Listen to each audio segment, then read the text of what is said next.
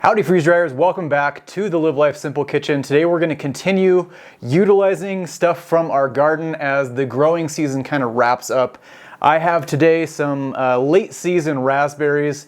We have some raspberry plants that are not real old, but they just have really just produced all year long, and continuing on to, we're in early October now. By the end of this video, you will have the best way to process your raspberries to make them into a powder. Also, you'll have a good baseline on how many fresh raspberries will produce a certain amount of raspberry powder. You can then take that powder and make our raspberry cookies that we're going to make today, or you can take the powder and use it for all kinds of different things. Once it's in that raspberry powder form, you have all kinds of options that you can use that for, and something that's going to store really well for a long time. So I have 4 bowls. These are each 12 ounces of raspberries in each of these. I did that on purpose because if you don't have fresh raspberries to use, 12 ounces is a very common weight to buy them in the store. So they're usually in 6 or 12 ounces. I'm going to take these and we're going to put them in a blender. We're going to make a paste with them. We're going to try to use 0 water if possible, but we want to use the least amount as we can. This recipe today is a little bit different than we usually do because we're actually taking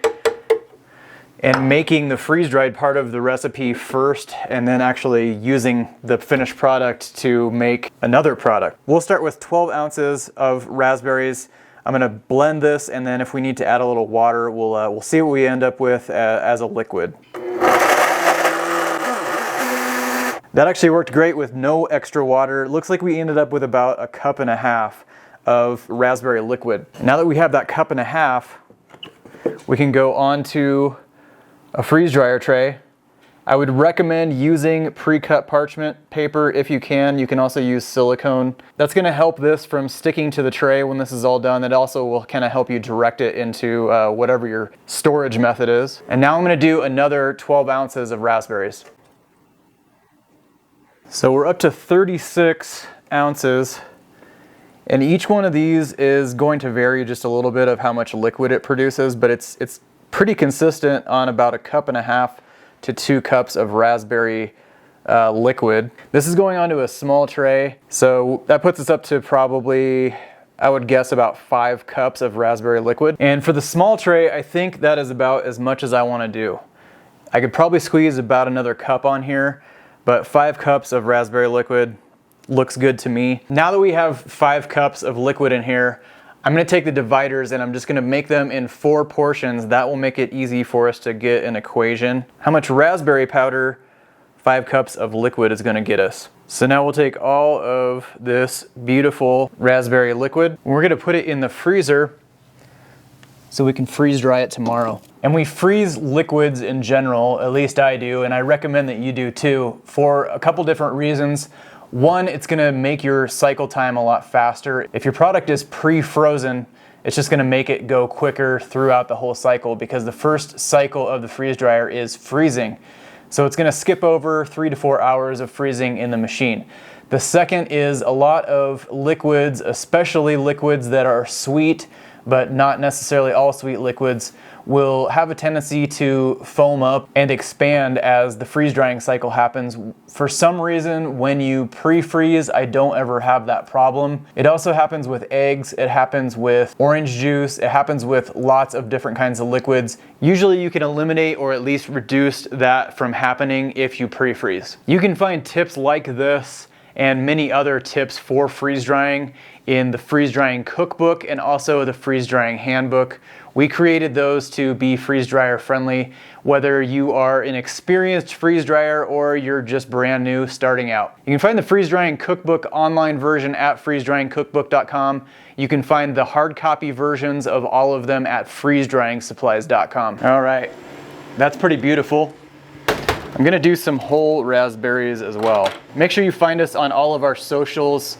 We have a Facebook group, we have a MeWe group, we also have an Instagram and an X account. And for those, you can find us at OG Freeze Dryer. And I will see you on the other side. We're gonna make some raspberry cookies out of some freeze-dried raspberry powder. And 33 hours later, we have some raspberry puree that we can turn into powder. There's our finished product, and then there is the whole raspberries that we did as well. I'm gonna grab the food funnel and we'll go to the freeze drying kitchen and make this into a powder. I'm gonna take the dividers out We'll take a fourth of this and we'll put this into the food processor. And then we'll put that powder into a mason jar. We'll see what that gets us. Just about 2/3 of a cup of powder. So now that we have that baseline for you to use in the future for this recipe or for other recipes, I'm gonna finish processing this into a powder, then let's make some raspberry cookies. First thing we need to do is put our oven to 350, and then we need to separate out some raspberry powder. And I've gotta say, this is the first time that I've made raspberry powder, and this is probably my favorite fruit powder out of all of them. We're gonna take a teaspoon of raspberry powder and just set it aside. We're gonna use that for rolling the dough in. And then we're gonna take 1 cup of the raspberry powder for the recipe. And then we need an egg. I'm gonna use some freeze-dried egg powder, and depending on your eggs, your ratio may be different. Some people use a 1-to-1 ratio. I'm gonna do 2 tablespoons of powder and then 3 tablespoons of water. You can adjust that so it's 2 tablespoons and 2 tablespoons. You could always start on the lower end and then work your way up to 3 tablespoons if you needed. I find that if you mix this and then let it sit for 5 or 10 minutes and then mix again, you'll get the best consistency. Next, we need a cup of butter and a cup of sugar. We're gonna mix that until it's well creamed. And we're gonna add our 1 cup of powder to that mix. We're gonna mix that up well. We're gonna mix that together on low speed.